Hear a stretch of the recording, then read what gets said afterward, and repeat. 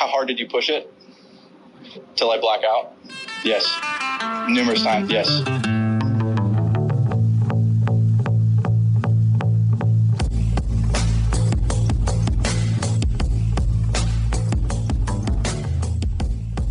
What's happening, Municipals? This is your boy Big C. We're actually redoing a podcast. This is an episode that was recorded in the books. Ashton and JD sat down and actually hashed this conversation out, but it was lost in we don't know what happened. It looks like it was recorded. We can't find the audio, so we're gonna start fresh because I haven't heard this story. JD, our boy, regular on the podcast, went on a trip to Scotland. Lots of golf was consumed, so we're really excited to kind of chat about the trip, where you played. What's happening, JD? Hey man, it's good to see you. We allegedly recorded the podcast. It was interesting. I was actually at Ashton's. I was in the San Francisco area for work and went over and had a nice dinner and, got to go into the man cave for a minute, and we're cuddled up next to each other on the couch, and we had to figure out a microphone setup. We did a test. Everything looked fine. And yeah, Ashton hit me up, I don't know, a week ago, 2 weeks ago, whatever it was, and was like, yeah, man, it like didn't record. Like the mute button was on or something because it didn't record. So it was great to spend a night with Ashton and have a nice dinner at their place. But yeah, we get a redo here. We get a mulligan. I like it, and we decided to switch people because, we don't know how it would turn out. Ashton's already heard the stories. He kind of heard everything that happened, where for me, it's going to be more fresh. I'm going to be asking things that he probably asked originally, but it's going to come off a little bit more authentic. So, Big, we've never done a podcast together, man. Did you realize that? Not solo. We've done a couple with Ashton, but right. We've never done an actual solo episode. Great. Feels wonderful. It feels right. A couple of big dudes just speaking into a microphone. And we get to hang out in the next couple days for a little bit. So it's going to be fun getting out to Gerhardt. Yeah, it'll be great. Talking Scotland. Where do you want to start? Playing a links course coming up. So, yeah, links. Links-esque. Outside of Bandon, it's probably as close as we're getting in Oregon. For sure. Well, let's start about who you went on the trip with, how long the trip was, and then we'll kind of get into your kind of itinerary and where you played. Awesome. Yeah, so my dad was going to be over in Scotland for the Open, and I'd not been to an Open. Was kind of hemming and hawing about it, and like late last year kind of put the bug in his ear of, I'll come over if you can set up St. Andrews. So I think if you've listened to the podcast before, you probably know this, but my dad works with the PGA of America. So there's some really cool perks that come along with that. And he ended up reaching out to his counterpart in Europe, in GB&I, if you will. And I get a text at like 4:00 in the morning in like March or April. That was like, we have a noon tee time at the old course at St. Andrews on July 12th. And I was like, okay, cool. Like, I guess I'll book my trip around that. So we had all these plans. We had all kind of these ideas around what we were going to do, but it was a little bit up in the air whether or not Katie, my wife, was going to get to play with us at St. Andrews. So it ended up being Katie came over and we met my parents. We met my dad and my stepmom in St. Andrews. And then we kind of went off and did our own thing for a few days and then met them again for the Open. So depending on how you want to look at that, it was a little trip for Katie and myself and some family involved as well. So you started the trip at St. Andrews. We did. Yeah, we thought about making it the middle and just doing a longer trip. My firm's got an office in London. Wimbledon was going on at the same time. That's kind of a bucket list item for me. So we thought about going over, doing like a weekend at Wimbledon, which I think would have been like the quarterfinals the weekend before we played St. Andrews. working for a week out of the London office, and then scurrying up to St. Andrews and starting our real trip, if you will. I didn't think that was super plausible. So we flew. We almost didn't make it. I got a text on the way to the airport that our flight was going to be delayed, which was going to cause a missed connection. They had rebooked us, but it was like the same time. The flight was the same time from Amsterdam to Edinburgh that I was like, this is weird. It doesn't make any sense.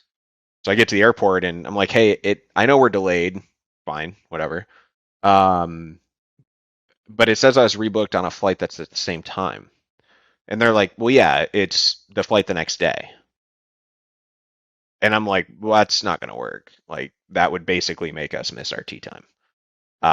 Like, you're literally blowing up the entire trip if you give us this itinerary. So we ended up finding a flight instead of through Amsterdam. We went through Charles de Gaulle and Paris. So we flew into Paris and then into Edinburgh, drove right up to St. Andrews. I woke up the next day and played the old course. So, was this your first time ever playing the old course? It was my first time in Scotland. It was my Oh, first time okay. playing golf outside of the United States. No, I played in Canada. It was my first time playing golf outside of North America. That's well, I mean, that's a way to start it. I not a lot of people are going to have that access, which is a privilege. But I mean, stepping out first time ever playing links, true links golf, stepping out on the course that created the sport, basically. Um, what what were your first thoughts, kind of going out there? Was it like it didn't seem real? Was it felt a little overrated, or was it everything that you were expecting stepping out there? That's a good question. It's really interesting. We stayed at the Old Course Hotel. So when we drove in, our room looked over the 17th fairway. Um, so we got there, got in the room. It was still light out. It's kind of light out all the time that time of year there. So we got to see some players come up 17. Um, got to get kind of a little bit of a feel for it. Obviously, tea time being noon the next day. Katie and I were up super early, and we went over and hit some putts at the new course clubhouse, which is kind of across 17 fairway. We just had to do something, and then we met my dad and my stepmom for like a brunch. We had already eaten breakfast, so we didn't need anything. We were just kind of hanging out. We didn't realize we had to be to the first tee at the old course 30 minutes before your tee time, which is, I think, long, but I think they're building in a little bit of a buffer for people that don't really abide by that. And the range is on like the other end of the planet compared to the first tee. So shuttles only come every so often. The shuttle was basically on lunch break when we were trying to get over there. So I literally walked from brunch over to the driving range, had a hard time getting balls, looked at the clock, didn't get a golf ball, ended up just walking right back to the first tee. So literally the first ball that I struck on the continent was the first tee shot at St. Andrews. Jesus. So my thoughts standing up over it were a little bit of like um, anger in some way, shape, or form. Like, man, if I don't hit, like, flew all the way over here, I didn't get a proper warm up in, and now I'm just about to go like play. Like, this seems, I just don't chunk it, don't hop it. It's a wide open fairway. Um, so caddies, like, we had caddies, and he's like, you've got 270 or whatever it was up the left side before you run into the creek. I'm like, okay. So I hit 4-iron. I go 4-iron and then 2-iron. My 2-iron is like a kind of like a 250 carry, give or take. So just thinking like links golf and what you've seen and how it trundles and all that kind of stuff, I'm like 4-iron's kind of like a 230-ish carry, 235, somewhere in that ballpark. So I hit 4, pulled the living shit out of it, but hit it good. And Caddy's like, "Oh, get down." So it almost rolls in. I end up being okay. Hit a wedge on, kind of right over the flagstick to like 20 feet. Two putt for par, and off we go. But that first tee shot is interesting. Like the fairway's literally 300 yards wide. You just can't advance it too far up the right side, and you're basically fine, right? So you watch it in the open, and a lot of guys hit like 5-iron off the tee, and you're like, man, that just doesn't seem like it's enough club. And even watching other guys play and standing up on the tee shot, you think like I got to hit more club than this. You really don't. And when the pin's up front, like dude, the little like creek that runs through, right, that the Swilken Bridge comes over on 18, it literally goes creek and then green. There isn't a fringe at all. Like there's not rough, there's not a fringe. It's like creek wall and then green. So when they put that pin up front and those guys try to lay back to actually have something full in, if you come up, I'm assuming the pin's 4 or 5 paces on the green as it normally would be, right? If you come up like 15 feet short, you're in the water. Like there's no give there. So it's super cool to kind of feel that, have that opportunity to have it be kind of the first shot. And off we went on our kind of true links adventure, and the course gets very quirky after the first hole for kind of most of the front nine, to be honest. But it was fun. It was different. So, what would you say? You've played some links-esque courses here in America. What would you say that was the biggest difference from what you've experienced at like abandoned dunes to what the turf conditions or how things play there? So first of all, I think you have to realize that like St. Andrews is 600 years old. Legitimately, right? Like the United States of America is 250 years old. The golf course is 600 years old, right? Just to like put some reference around this, there's stones out there that they have covered to make sure they're sheltered from like wind and further erosion. That are literally they look like a mini headstone, like maybe, I don't know, a foot tall, give or take. And it's on the 11th hole goes over the 7th fairway. So the 7th fairway kind of comes this way, and the 11th hole is a par 3 that goes this way.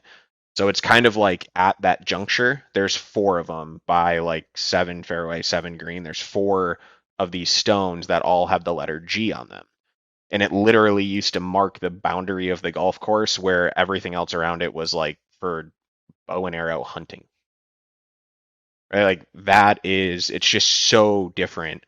I think St. Andrews does a really good job of this is, and I'll get to your course condition question, but I think it does a really good job of like marrying a concept that we're really bad at.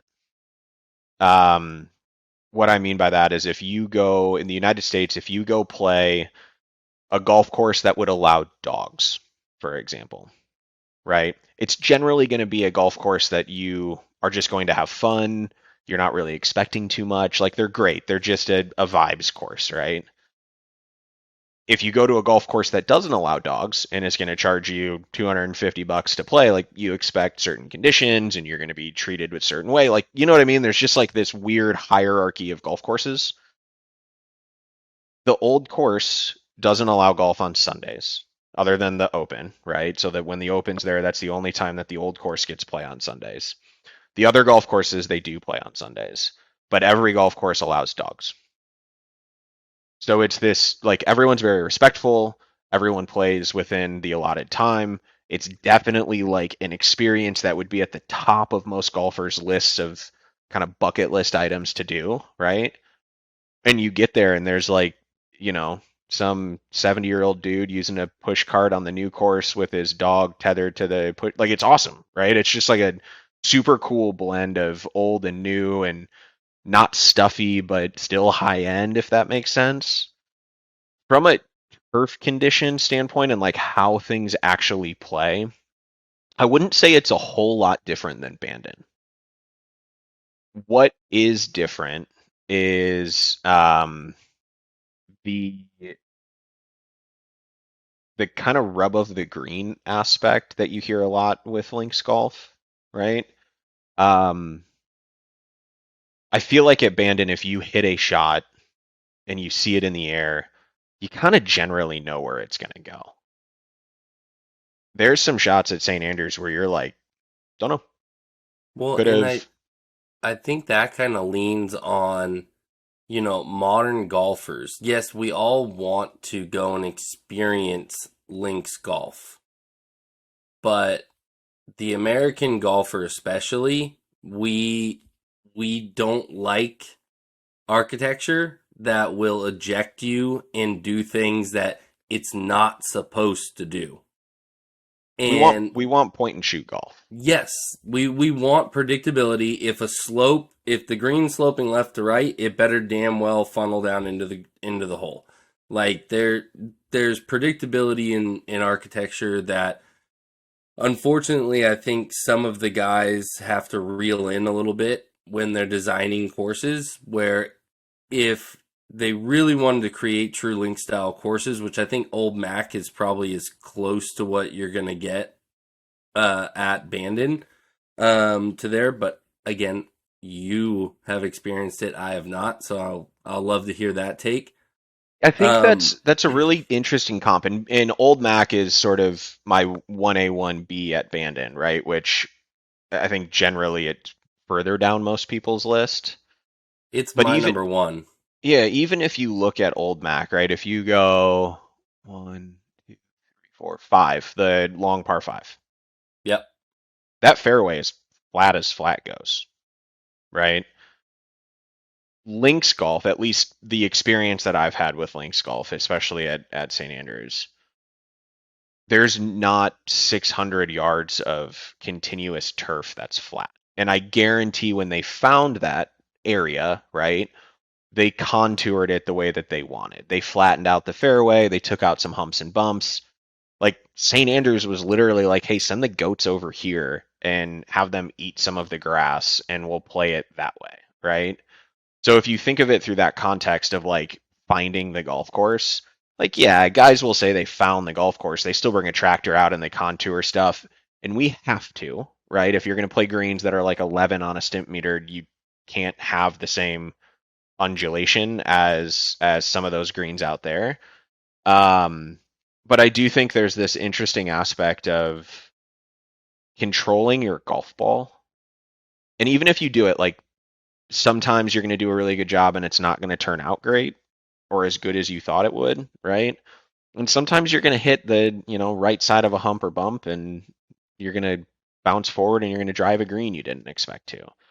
I think 17 is a great example of that. 17 is the most like boring architecture. Forget the hotel and the kind of novelty of hitting it over the edge of the hotel, right? We had a hard left to right wind. I could take it kind of pretty far left and let the wind take it back. The hotel really wasn't in play. There is one bunker on that hole. Yeah. On the entire hole, right? It's a tee box that sits here in a fairway that kind of runs adjacent to it, so it's not really a true dog leg. The fairway's straight, it's just you're kind of hitting across the fairway and it's got to move right to be going down the fairway, right? I had a decent tee shot. Got it to the left side of the fairway. I was on this nasty little, like even my caddy is like, I don't know how it stops here. It was just this little knob, right? So I had this like super downhill lie. We played a back left pin, which that bunker, the greenside bunker, the backside of that bunker is a massive slope, which I did not know. My caddy's like, you can't, I don't care where you are, you can't get close to this pin. It's physically impossible. You landed on the downslope, you're gone. He's like, hit it long left. Like basically hit it onto 18 tee box. I didn't quite understand what he was trying to, like the idea behind that. But literally the best place to hit it to a back left pin is long left. Yeah. It's to miss the green intentionally, right? Which I don't think there's many holes. And you take Old Mac, right, as sort of the comp, which I think is fair. Take take any of the holes, right? there's not many pin locations that you're basically going to say the best place for me to hit this is off the green. No, I've never said that playing Old Mac. And it's crazy. It's just this, sure, the ball bounces. It is firm. It really wasn't even that firm when we played it, I think, relative to how crispy it can get. It's breezy. It's kind of the same stuff you're gonna find there. But the land is super flat. Like, I don't mean flat like the fourth fairway or fifth fairway, whatever it is at Old Mac. I mean flat like there's no elevation change, right? There's a lot of humps and bumps, but realistically, it's a pretty easy walk. Like it's very flat. Greens are very close to tee boxes. Um, so I think you look at something like an modern day golf course. Um, Bandon feels very different, but it's not because of the ground conditions. I think it's just the natural layout, and I don't think that's a bad thing. Like I'm going to be completely honest. St. Andrews was awesome, and I totally want to go back and play it again now, seeing some of the lines and kind of understanding where you need to hit it. It's not a golf course that I want to play every day, to be like perfectly honest. It has its awesomeness and the nostalgia and the fact that anybody that's ever played the game of golf has been there in like a tournament probably, right? Like there's that historical aspect to it. But it's a quirky little golf course. Yeah, and there's plenty of courses I can name off the top of my head that I feel the same way about, where it's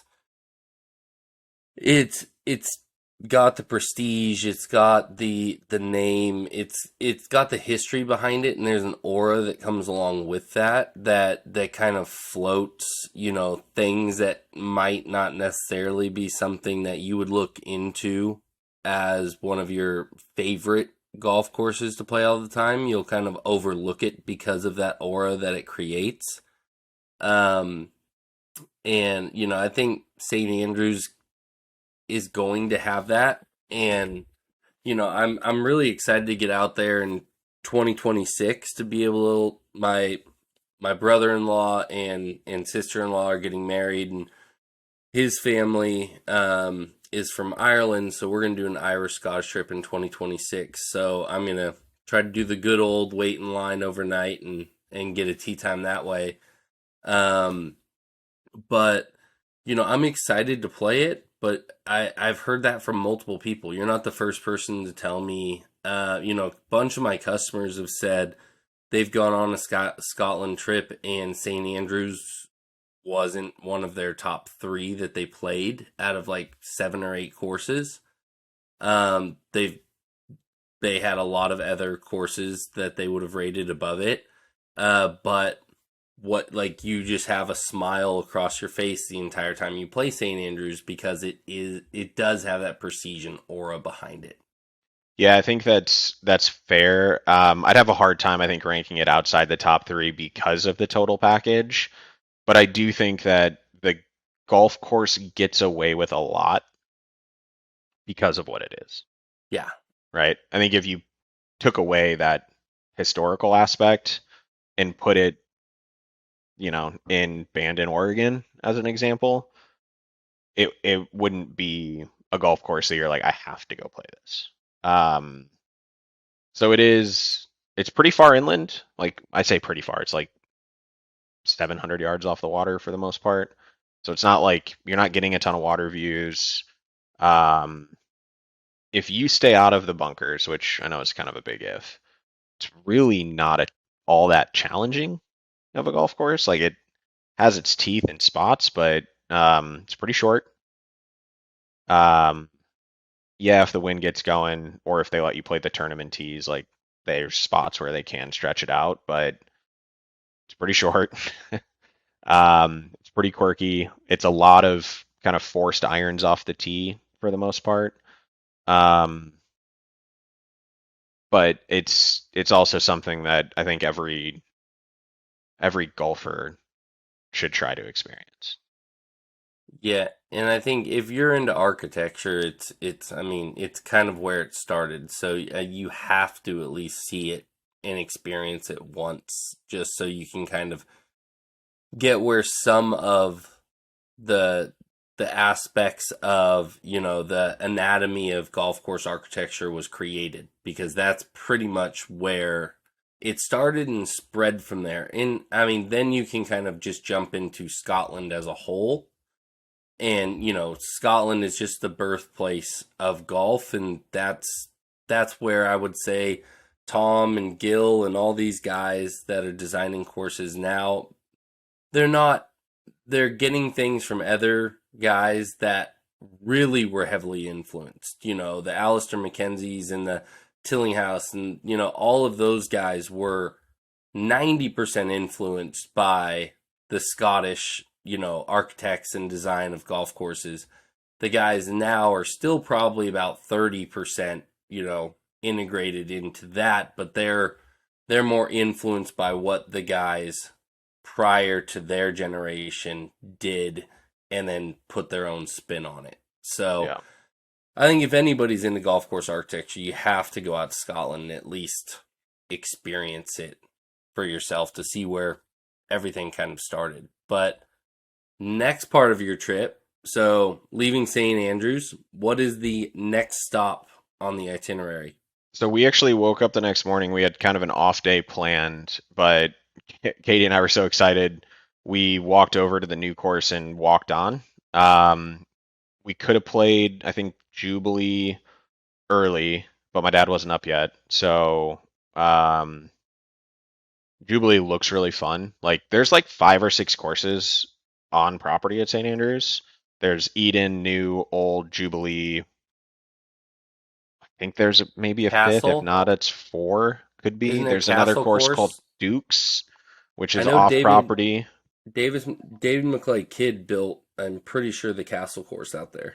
Yeah, I mean it's a massively expansive property. So yeah, we woke up, walked over, jumped between a couple of starters, got like another noonish tee time on the new course. Um, Played the new, super fun. I think a lot of people. I'm not of this opinion. I would love to go play the Jubilee course and see what that looks like, as it is the most on the water, and you can see a couple of the holes from the new course. But from what I've heard, there are a lot of people that prefer the new to the old. And to put it in perspective, the new course was built in like 1890, so it's not really all that new. Um, but it has some really cool holes. It has a par 5 with um, kind of that like volcano punch bowl feel to it, almost like the 11th at Sheep to a certain extent. It's kind of straight uphill, everything funnels in. It's this super like encased green, and then it kind of flows off to the back left if you're not careful. So it'd be like taking the 11th green at Sheep and like keeping the mounds around it, but taking the green and like sinking it by 15 feet is kind of what it looks like. So it's a super cool hole. It's a fun little golf course. We had great weather the entire time. I mean, I played the or the old course in shorts and a polo for the most part. Played the new in like rain pants and a little. Anybody that knows me, I don't wear pants usually. It's like shorts, and if it's colder, I just throw rain pants over it. Gives me the option if I get a little bit warm. So it was like rain pants and a hoodie, and then maybe I think the rain pants came off. They probably should have come off halfway through. They came off around like 13. So it's pretty nice. It was pretty warm. It still had some wind. We got spit on a little bit on the new course, but not too bad. So overall, really fun. We went from St. Andrews. This is where we diverted. My parents drove straight to Troon for the Open. They had a couple things they needed to get to over there. Katie and I had this sort of circuitous route planned where we were going to drive over to a town called Pitlochry, which is in the middle of the country, kind of between Edinburgh and Glasgow. On the way there, there's a castle, and the castle is called Balmoral. It's a summer residence for the monarchy. I don't give a shit about the monarchy. I think they're just a bunch of thieves, but I'm not going to get into that in this that's a different podcast. But my wife loves them, just diehard obsessed, right? So she sends me a text, I don't know, a couple months before, and she's like, "Hey, they opened up Balmoral Castle. It's where the Queen died, um, for like a guided tour, and they're only doing it for a month, and it's the first time they've ever done it. There happens to be one spot open the day we're driving through." She's like, "Do you mind if I book it?" And I'm like, "No, that's perfect. Like, I don't want to do that, but you certainly can." So Balmoral's got a golf course on it, in it, on it, however you want to look at that, on the grounds. So she's like, "You can go play golf, and I'll go do the tour." I'm like, "Sick, that's great." So we drive over there. Driving is interesting. First time driving on the right side of the car, hit a curb right after the airport, but after that, I got relatively okay with it. There's a pretty funny video of that Katie took of me driving. It's fucked up, man. It's amazing that like you can move 3 feet to the right and your whole world changes. You have no idea where the left side of the car is. Your like roundabouts are going the wrong direction, right? Instead of going counterclockwise, it's clockwise. Like it's so weird. So we drive anyway. We drive out of St. Andrews, go to Balmoral. You have to get there like 20 minutes before. And sorry, I'm going to go on like a huge monologue here, but you have to get there like 20 minutes before the tour starts. So we were fine. We had plenty of time. We ended up kind of getting there. We saw this like parking lot that everybody was parking and like walking. We had to drive through like all the people walking. There really wasn't a place to stop, so we just kind of kept driving. All of a sudden we see the golf course. Like there's this par 3 that people are hitting like over the road. Then you kind of keep going a little bit, and I'm like, I think it's back here.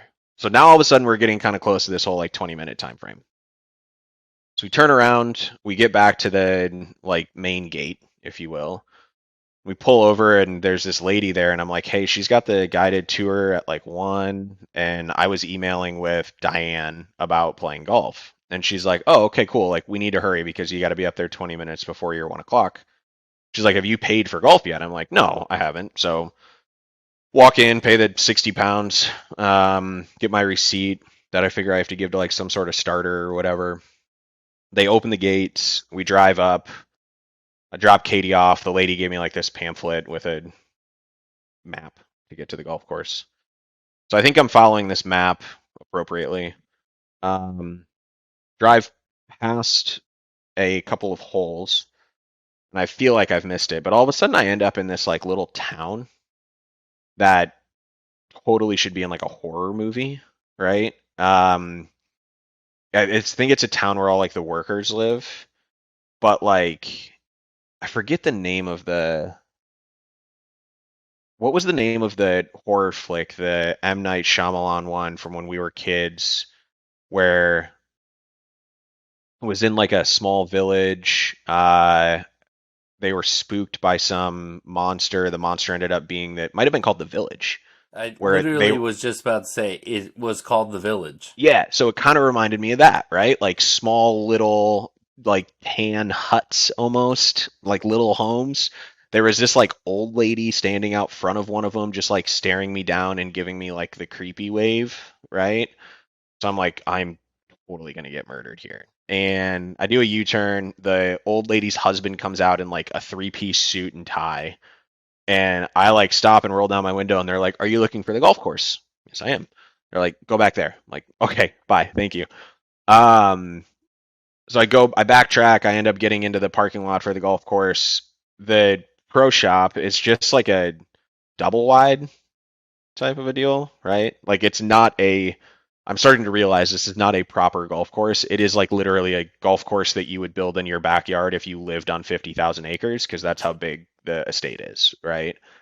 Um, so at this point, the car's packed.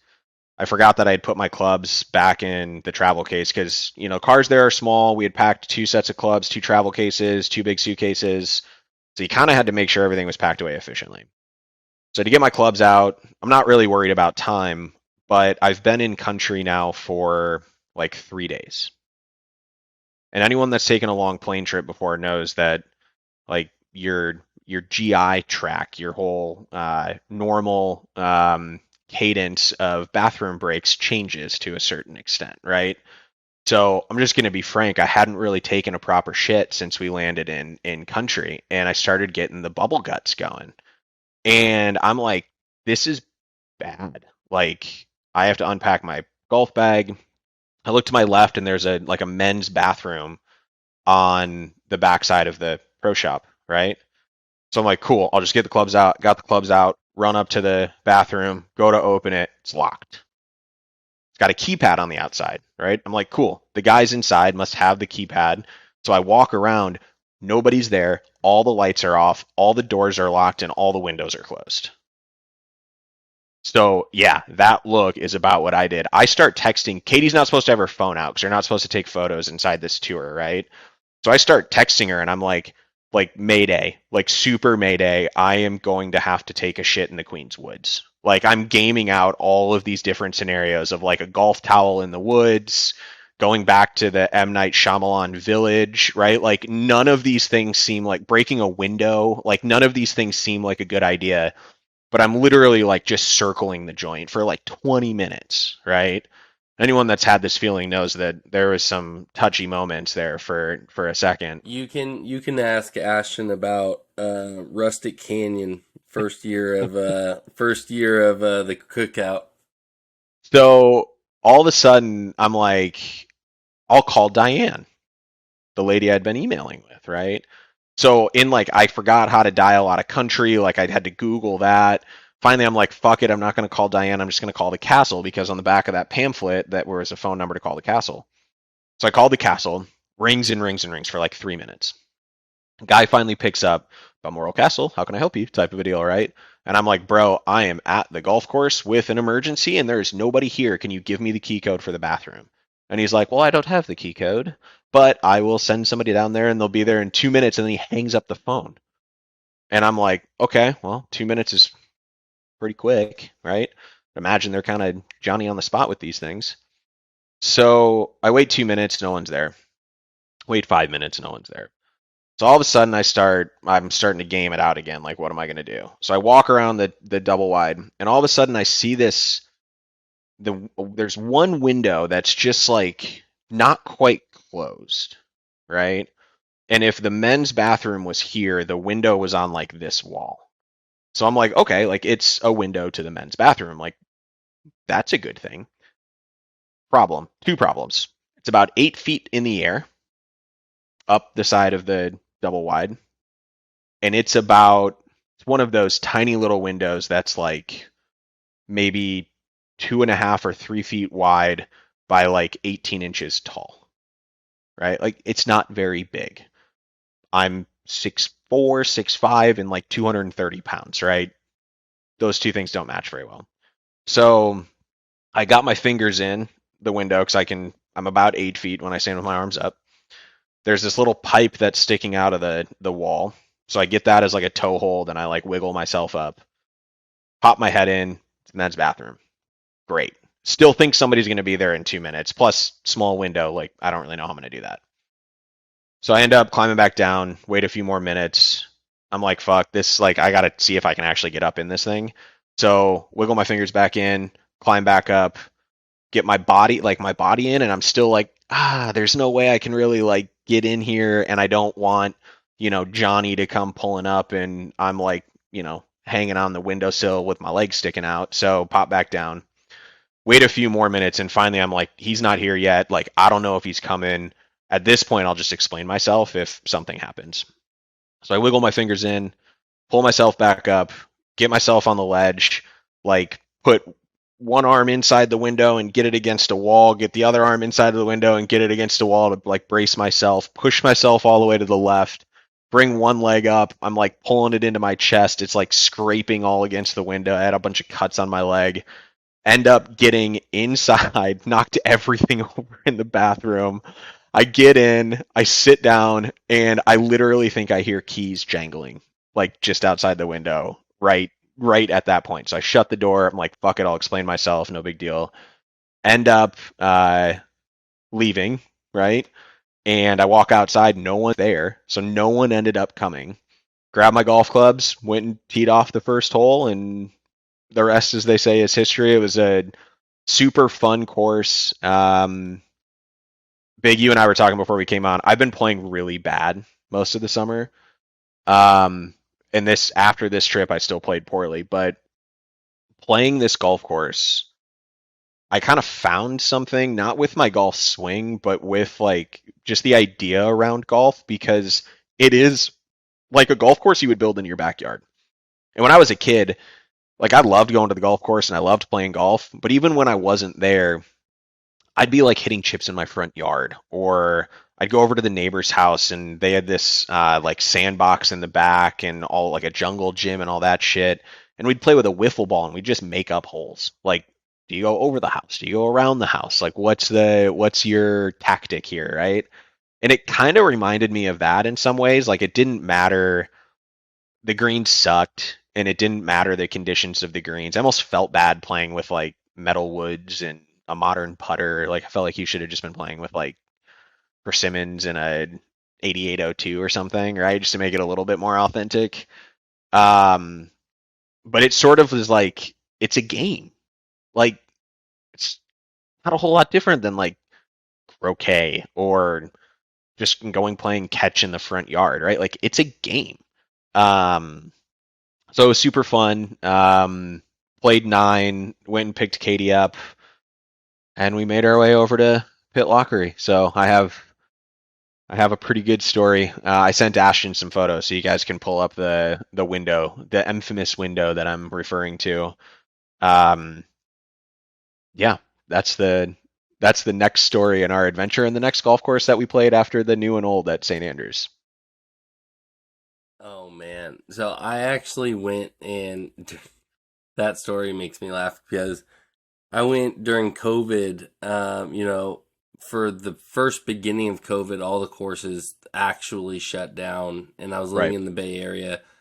And I went, and I don't know why I'm blanking on the first part of the name, but it's something lakes out by the bridges near San Ramon.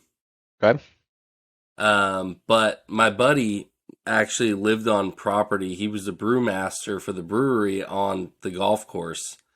And so he rented this like double wide trailer that was on property that he lived in. So we went out there and everything was closed and locked. All the bathrooms and everything were locked on the course. We couldn't, so we were just walking. There was no pins in the greens or anything like that. The holes were still there, but there was no pins. So we were just walking around, 2 guys playing golf, and he was smart enough to bring a roll of toilet paper with him that day. Because on like the 13th or 14th hole, I was like, there's no way, man, I'm making it back to your trailer. Like, there's absolutely no way.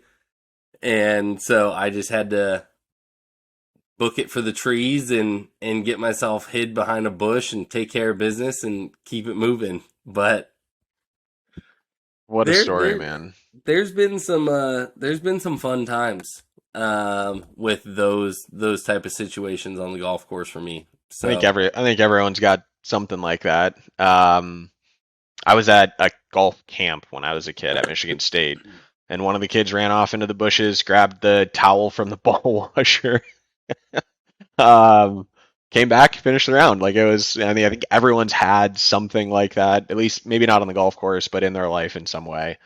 So yeah, I thought I'd share a little embarrassing moment, and I'll tell you what, it's pretty funny when you see the window, just trying to imagine, a somewhat gigantic human being trying to wiggle his way. I actually sent a text I thought it was to Katie. It was to Katie and Greg, who was watching our dogs at the time. That was like, took matters into my own hands, crawled through this window and like circled the window and had an arrow pointing to it.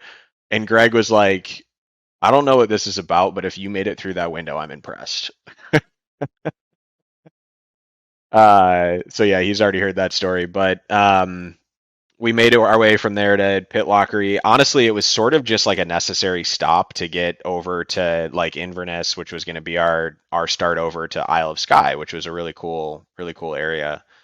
But Pitlochry is a really cool town. They call it the gateway to the Highlands. It's on a river. We watched the Euro final in like the back of this pub outdoors that was with this massive like projector screen.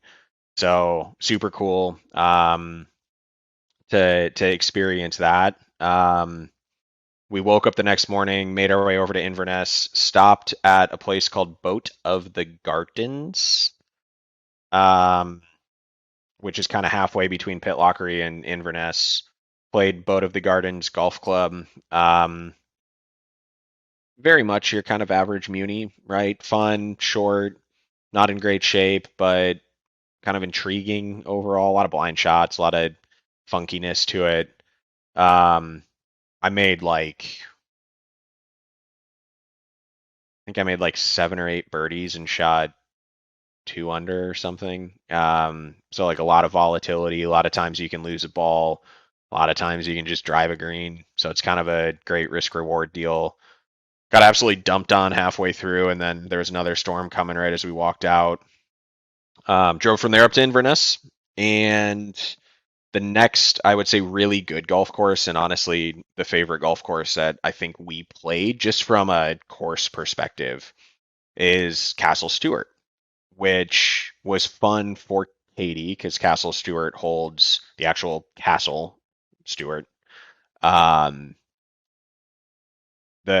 The current monarchy is descendants of the Stuarts. That's the line that it comes from, right? So that castle has a lot of historical meaning. It's actually a hotel. I would totally go back and stay at the hotel and play Castle Stewart again. It's a Gilhans design. Tom Doak is actually building a second course on property. Very linksy, but very modern in the sense of like, yeah, they totally move turf. It's unapologetic. It is a proper test of golf, even with like today's modern equipment. It's like 18 holes of water views, and it's almost like terraced, right? Like you sort of start in like the lowest terrace. You kind of make your way back up. By the time you get to 9, you're at the top, and then you dip back down to 10. You play kind of the other side of the cliff. You start weaving your way back up, and 18's back up at the top again. And when you look down, you just see like all of these little like tiered golf holes, almost like not played it, Chambers. but it kind of looks like Claremont Oh, in a okay. way. Somewhat like Chambers. I feel like Chambers is more you play down into the Chambers bowl. is in a bowl, but you kind of do start 1, kind of works its way, and then 9 kind of works its way Yep. back up. Yeah. Yeah, it's kind of like that, but it's more like if it was on like a single bluff type of a deal, and you start down here and sort of switch back your way up, and then you come back down over here and play the other side switchbacking, right? Like Chambers is more of a around and then inside, Yeah. right? Where it's sort of like around the edge of the bowl for the front 9 and then down in the bowl for the back 9. This one's it's a little bit different, but not a terrible comp. Um, fantastic golf course. No complaints. Didn't even know Gil did it. Just recognized it's now called Cabot Highlands. Cabot bought the property. But it's still Castle Stewart to me. It was a Scottish Open course. I think they held the Scottish Open there twice. So you can tell it's a legit proper test. Great greens. Really fun layout. So yeah, played Castle Stewart, made our way over to the Highlands, did some hiking, exploring, no golf over there. Or sorry, to Isle of Skye.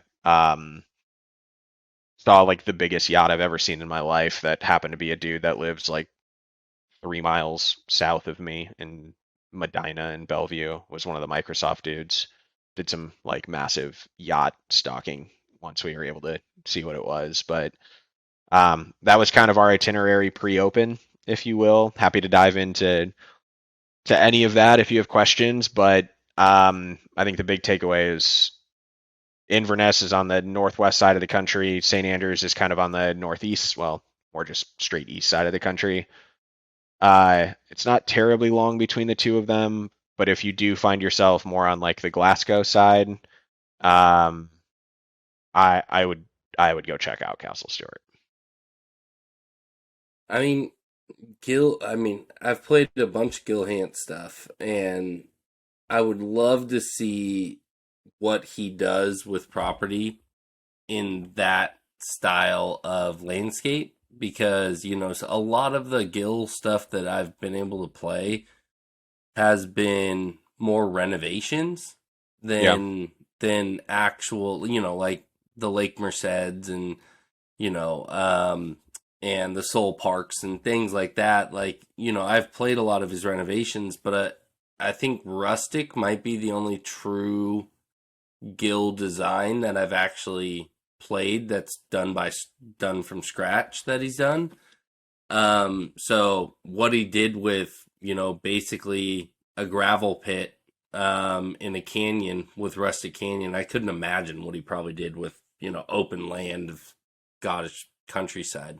Yeah, he probably could have left Rustic Canyon a gravel pit. I'm not a big fan of that golf course, but I know that'll rub some people an No, interesting way. I think that's funny because I've actually said similar things. I mean, I don't hate it. I don't love it. It's kind of just it's an okay golf course.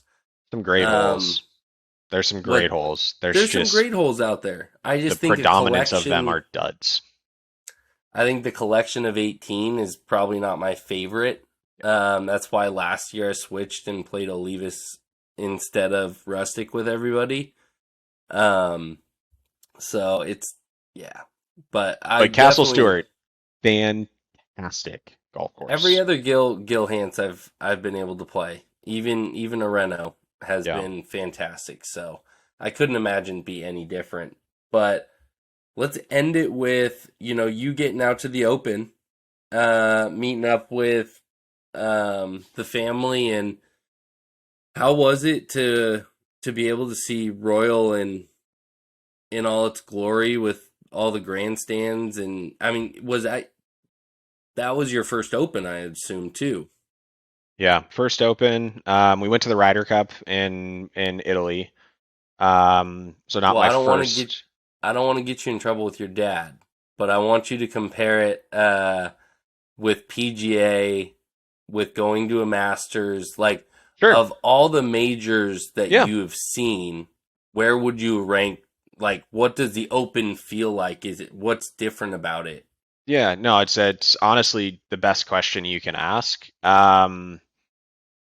We went on Friday, which was the best day. It was the only day that didn't have really terrible weather.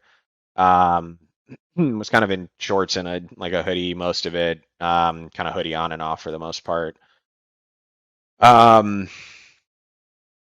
the the experience at the Open is so vastly different, and we've talked a lot about not just today, but just in broader conversations, and I think kind of encapsulating the golf community, we talk a lot about architecture and use, kind of layout and how they use the land and routing and all of these terms that I think have become, um, I'll say, overused in the broader golf vernacular.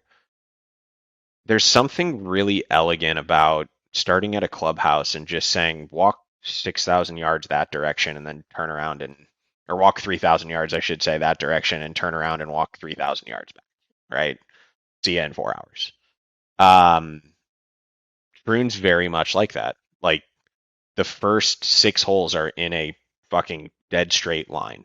7 kind of goes in a little, 8's the postage stamp, comes back, 9 kind of plays along that same plane, right? So it's kind of out a little left, back on that same plane, back out on that same plane. Um, 10 turns right back around, 10, 11 play the same direction, 12 is the only hole that plays back on the back 9, and then 13 through 18 is just a beeline to the clubhouse. Um, it's cool to stand, like if you stood on like the third or fourth hole, kind of between like 16 and 3, if you will, could basically see the entire golf course. Right? Same thing, flat piece of land. For the most part, there's some humps and bumps, but for the most part, it's a flat piece of land. We sat on the eighth hole for a little while. They played the full, it was bearing its full teeth at 123 yards or something like that day. We watched Neiman make an 8 from 120 yards. I think we probably watched, I don't know, 20 or 30 golfers come through, something like that. I think we saw one birdie, and Jesus. I would guess more than 50% of the players, like I would honestly say probably 70% of the players missed the green from 120 yards. Best players in the world. And it was really interesting to see like Zach Johnson step up there and forget the whole like captaincy deal, right? Just from a golfer perspective, Zach Johnson is arguably one of the guys on tour from a wedge perspective that draws it and hits it really fucking low. So in a wind that's into you and off the left, and you can't go long left, like Zach kind of just hit his normal shot. The wind wouldn't really hit it because it was so low, and he hit it to like 6 feet. He missed the putt, but he hit it to like 6 feet right on line. Everybody else was like Tony Finau tried to hit this like chippy little, I don't know, looked like maybe a pitching wedge, maybe even a 9-iron. And that ball started so far right of the green and had no chance of. It was like one of the worst golf shots I've seen a professional golfer hit. And Tony's one of the best ball strikers on the planet. So it's really cool watching those guys just get their minds twisted into a pretzel on a 120-yard hole that, again, has nothing to do with like usage of land. It was probably like, oh fuck, we ran out of space. We got to jam a hole in here. Let's put this one in. But super, super cool. The 11th hole is like the meanest golf hole I've ever seen and would never want to play it, especially in a tournament and especially into the wind. I guarantee you I would run out of golf balls before I hit the fairway. Like, it is so hard. It asks for a cut, but like, if the wind's into you, it means it's off the left. You overcut it, you're hitting a passenger train. If you pull it through the wind, you're hitting it into a gorse bush and losing the golf ball. Like, it's just completely unforgiving. It's like 500 yards. Second shot's uphill. Like, it's just the most unforgiving kick in the teeth that you can possibly imagine. So I think that there should be one, the birdie that Xander made on Sunday. There's a reason why he was the only person that birdied that hole because it's really fucking hard. And it was downwind that day. Yeah. Like watching those guys hit their tee balls. 10's kind of tough. It's a blind tee shot, but it's fairly open up there, and they were all hitting like irons and wood or fairway woods. But the 11th hole is like, you got to hit a good driver, right? And you can tell by some of the interviews with those guys, like they have a hard time from a mental perspective. And to watch them stand up and make a good, confident turn and swing, I think, like, trust me when I tell you, go back and watch the replays. It's such a hard tee shot. It is such a hard tee shot. But to answer your question of where it ranks, Katie, my wife, who's been to, let's see, we've been to the last 6 PGAs, starting with Belle Reve in 18. We've been to the last 2 Masters. I went to the US Open last year for work. She didn't join me there. But to put it into perspective, like, she's seen Belle Reve, which was one that Tiger was in contention late, right? She saw Bethpage Black. We actually didn't go in 20 at Harding because nobody was allowed. Yep. 21 at Kiowa. 22 was let's see, 20 was 22. Was 22 Kiowa? No, 21 was Kiowa. 21 was Kiowa. 22. 23 and 24 was Oak Hill, and uh, what was it? It was Rochester. So Oak Hill was last year, and then Valhalla this year. Where was 22? I don't know what 22 was. I can't even remember. So anyway, back to the point. It'll potentially come to me, and if not, there's Google, and y'all can look it up. But we've been to all of those, and Katie looked at me like halfway through the day, and she's like, "This is my favorite. This is my favorite golf tournament I've been to." And keep in mind, like usually when we go to these places, we have not like all access tickets, but we have access to like a lot of different hospitality areas. There's times where we get to walk inside the ropes. Like we get a ton of perks. And we basically just had GA grounds passes, which great, thank you so much. Like no complaints there, but just to sort of tilt the scales, right? I think a lot of people would almost like playing good on a golf course that you rate versus Yep. playing bad on a golf course you rate. Like it's hard to even the scales there. Um, but yeah, she was like, "This is my favorite golf tournament," and I think the only thing that I can come up with is, and you mentioned this, the grandstands. Like we talked a lot about how links courses or the golf courses that we saw basically had very little elevation change. The only thing that's up in the air is the grandstands. So you go look at 18 and like 18 on a normal day at Troon, you see the first hole, you see the second hole, you can see that like you can see the whole golf course from the 18th tee box, you can see the whole golf course from the 18th fairway. But it was literally like closed in almost by grandstands, definitely on both sides, left and right. And it creates this like amphitheater in golf that you don't get, right? Like even a stadium course like Sawgrass, the idea was to make the land the amphitheater, right? Like Riv at 18, you Yep. get that amphitheater effect, but it's the land that's creating it. It's not this like stadium, right? This like artificial build out that creates this atmosphere. Um, that it just felt different, right? It felt um organic and true to the game in some way. The Masters has its own vibe.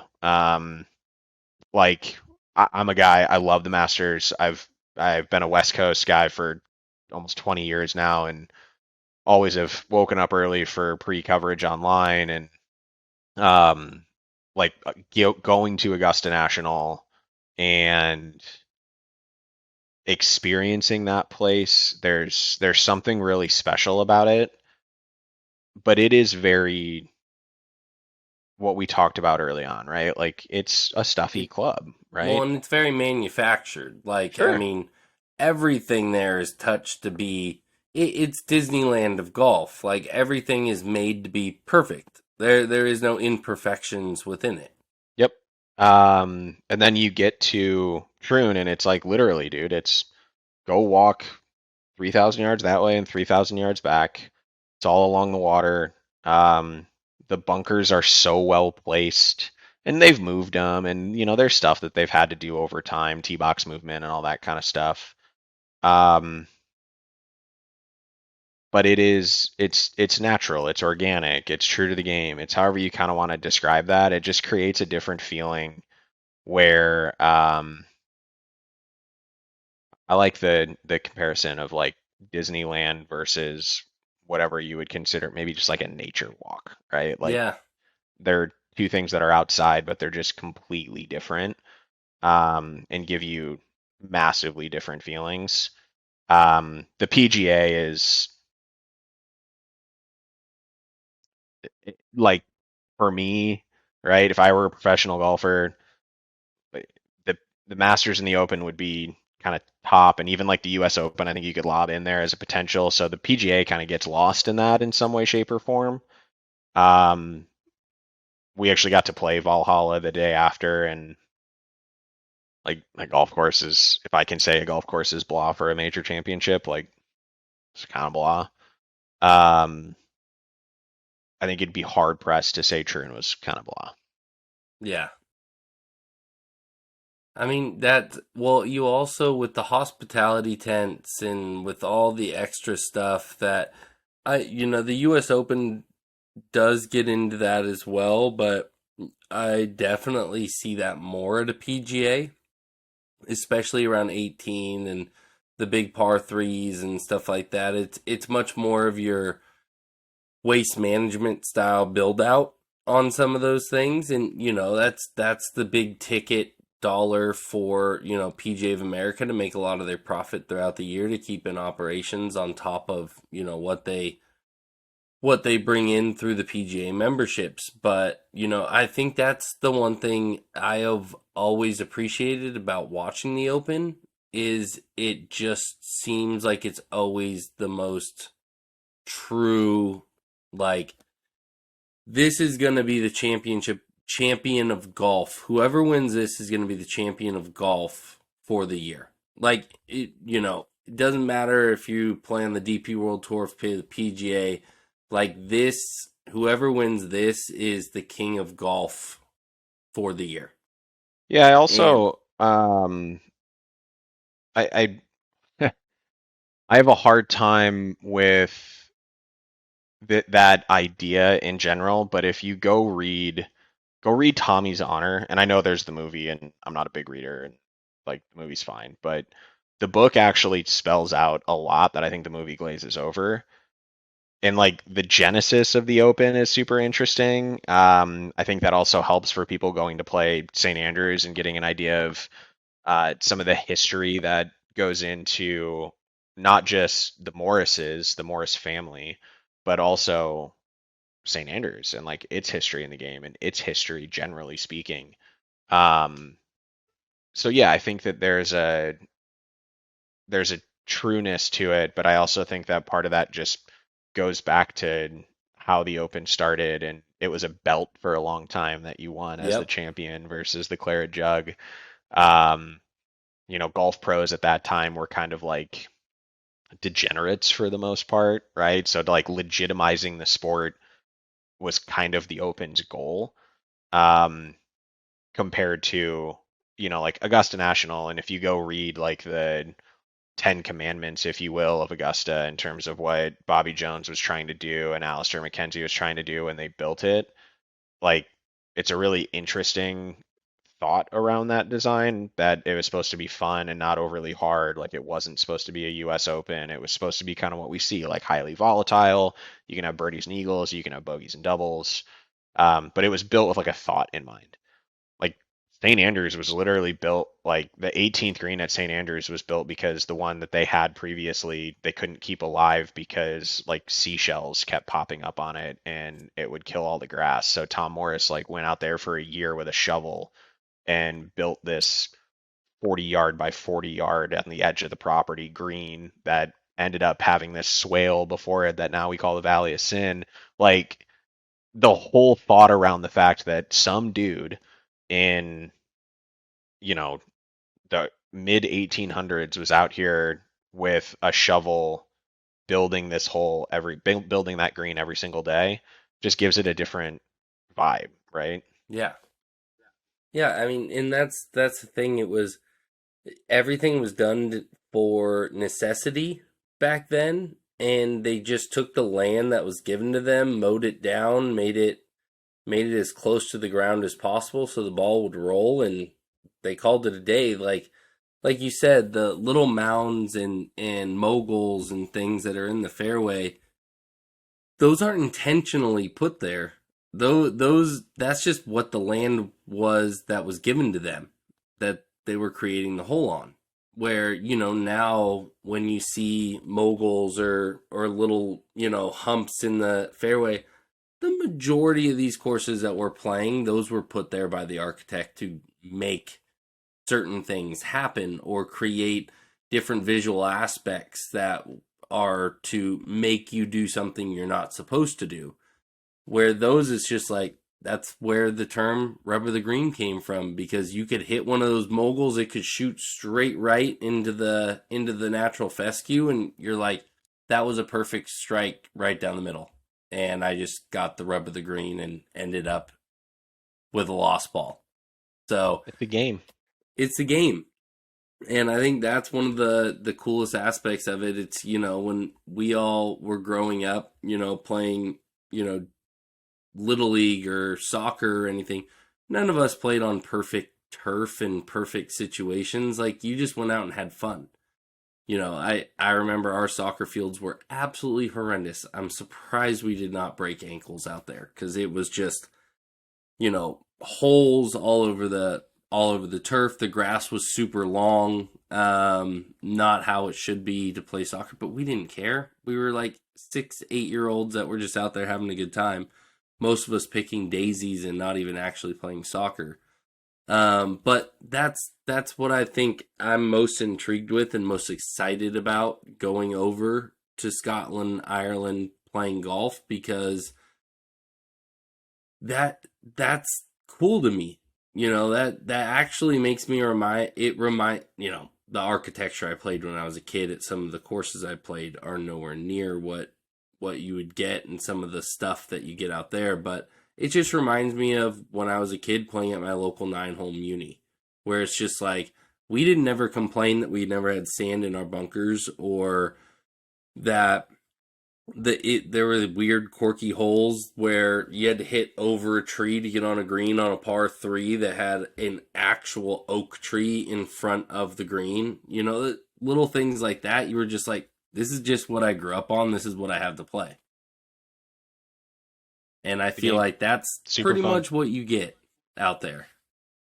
For sure. Except for some of the newer stuff, like Castle Stewart.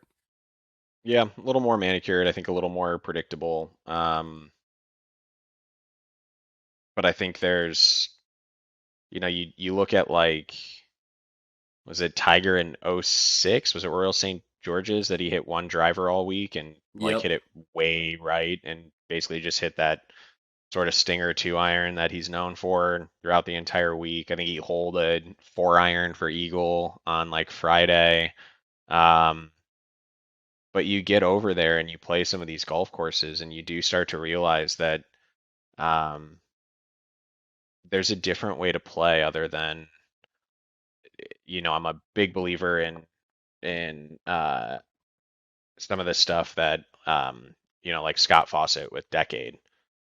I think some of that is fantastic. It seems logical in some way, but you get over to some of those golf courses and you can almost throw that out the window to a certain extent. Like, I think you still can use some of those ideas and theories, but one, the golf course is going to play completely different based on wind.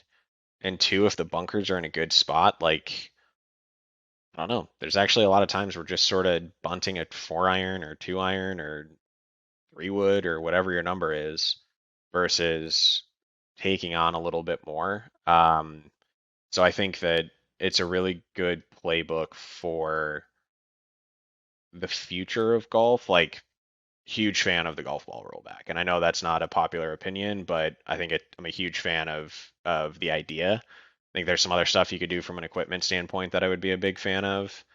But like, yeah, it's an interesting design. We ran into Colin Montgomery at breakfast at the day of the Open that we went to the Open. So the hotel that my parents were staying at, like, all of the, I don't know, people generally, right? From like RNA and GBNI and PGA of America. And so Colin was in something like that. So we saw him at breakfast. He was super great. I wouldn't say that I was like a huge Colin Montgomery fan going into it. Obviously, the comments around Tiger and him kind of clapping back were that week as well. So I wasn't like giddy to meet him, if you will. Yeah. But he was great. Like, genuinely chatted. I wasn't like trying to get out of there. Like, I was trying to let him go, and he just kind of kept engaging. But he had this. He made a comment where we mentioned playing the old course, and he's like, "Oh, you must have played it a bunch." And we're like, "No, it was actually the only time. It was the only time my dad's played it. Obviously, the only time that Katie and I had played it." And he's like, "Oh, what'd you think of it?" And we kind of told him. He's like, "It's a great museum piece." That's a great way to put it. Right? And I think when you look at it through that lens, like, totally not an art aficionado. Don't understand it. Don't like the whole duct taping a banana on the wall and selling for $1 million. Like I don't understand art clearly. Um, but you don't have an opportunity to like experience art in that way very often, right? Like you can't play a game on top of the Mona Lisa or some other artifact, right? But like in our sport, in our game, it is a museum and it is a museum piece and it is the history of it, and you're still allowed to go and like take a big ass divot with a lob wedge, It, right? Like that's you cool. know, that relation kind of makes me think of, my dad was into classic cars my whole life. And it's kind of the same thing where it's like, would I trade my modern car with Apple Play and a hybrid engine and good gas mileage for a 1963 Camaro? No chance. But being able to light up a 60 or 63, wow, 66 Camaro and like light it up and actually like start it and smell the exhaust fumes and feel the car rumble with the 350 in there and like hear those sounds, it it's an experience you like to have once in a while, or in to be able to go back to that and be like, this is kind of where we started. And there is something with that, to be able to hold that steering wheel and feel that power of it, just unhinged power that should have never been legal in the first place, with no seatbelts and like crazy stuff like that, where that's how I kind of feel about the relation he made with it being a museum piece, where it's like, that is a beautiful era, and there's something about 1960s muscle cars, but I would never ever want to ever trade modern of what I have now for that as an everyday driver. That might be the best comparison that I've heard, in the sense that you do have an everyday driver, but depending on your ability to, right? Like if I were to say you would have to drive the 66 Camaro every day, you'd say no. But if I were to say, do you want the 66 Camaro for free? You'd be like, fuck yeah. Like I'll Yeah, definitely find a time and a place to drive it. And I think that's kind of how you look at a course like again, I don't want to play it every day. I just I think that one, I think it would lose some of its allure. yeah, Um, and two, I think that there's better golf courses that you can play given today's technology, which is part of the reason why I'm a big fan of rolling stuff back. Um, you also wouldn't expect like a 66 Camaro to have Apple Play, right? You wouldn't no, expect a 600-year-old golf course to still be a legitimate test of golf. And it nope, is to a certain extent, but um, it's a relic. It's a museum piece, and I don't mean that in a bad way. I mean it in like a really cool way that it's another thing to like chalk up a win for golf, that you can experience history in a different way other than just seeing, right? Like you actually get to touch and feel and play, and um, it's almost like being able to paint the Mona Lisa, yeah, right? Like or draw a mustache on it, depending on how bad of a golfer you are. yeah, that's true. That's true. But you get to attempt it, right? Yeah, Through the same lens as the person that built it. Which I think it's unique, it's awesome. Again, I think everybody should do it. You know, I think you walk away with a big smile on your face. I think you want to go play more golf, but I don't think you walk away going like, if I have 5 days in St. Andrews, I want to play the old course 5 times. I think it's more like I want to play every golf course once, and I wouldn't make the old course your first swing in country. yeah. I might flip that itinerary a little bit next time. But yeah, super fun. Obviously, some interesting stories that came out of the trip. It was great to hang out with family. It was great to experience different things with Katie from golf aspect, from a travel aspect, staying in different little B&Bs, doing some hiking on Isle of Skye, which is just a barren wasteland, driving on the wrong side of the road for a few days, which I got back. I remember it vividly. I was in my truck, and there's a stop sign just down the hill from us. Like we live in kind of a quiet area, right? And I literally was like, I told Katie, I'm like, my brain is so twisted right now. Like I don't know what side of the road I'm supposed to be on. Like you almost, we were there for, we left on the 10th of July. We came back on the 20th of July. But realistically, like we were there for 8 days because we landed on the 11th. We were there through the 19th, and then the 20th was like super early in the morning, get to the airport and leave. So it was like 8 days realistically. But it was 8 days of a lot of driving, right? Yeah. Like we went from Edinburgh to St. Andrews to Balmoral to Pitlochry to Inverness to Isle of Skye down to Troon and then back up to Glasgow. Like we saw most of Scotland. Um, and I got back and was like, it felt somewhat normal, and then all of a sudden I was like, oh shit, I don't know what side of the road I'm supposed to be on. So yeah, I think go experience it, rent a car, drive around, um, play St. Andrews, play some newer courses, do a podcast with Big. Yep. I like it. Yeah, I mean, I want to try to get Ashton out there with me in 2026. I would really love it. Maybe we can coordinate with you and get you out there with us as well. I mean, I think we're going to be more heavily, into the Irish side.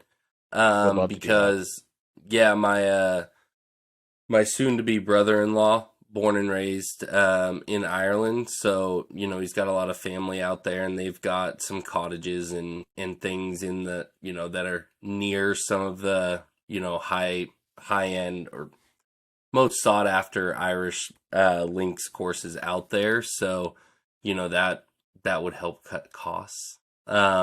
He is not a I golfer don't think himself. that He's a hurler.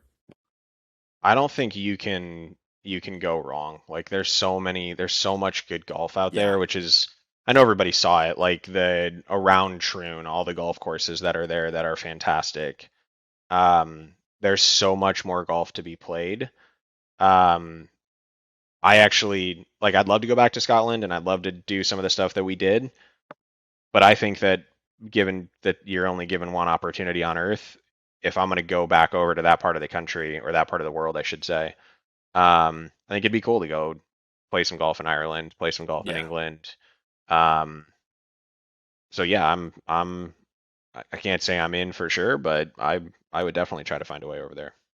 Yeah, I mean it's still at an infant stage of planning, but you know, me and Ashton have talked about it multiple times how we want to do one of our municipal trips out there. So, I think given a couple years from now, because I think Ashton, who knows, I think he also has a Bandon trip planned that year as well. So I might have to tell him he's gonna back out of his Bandon trip to trade that in for Ireland, but we'll see. We'll see how it goes. Municipals goes global. I Yep, love it.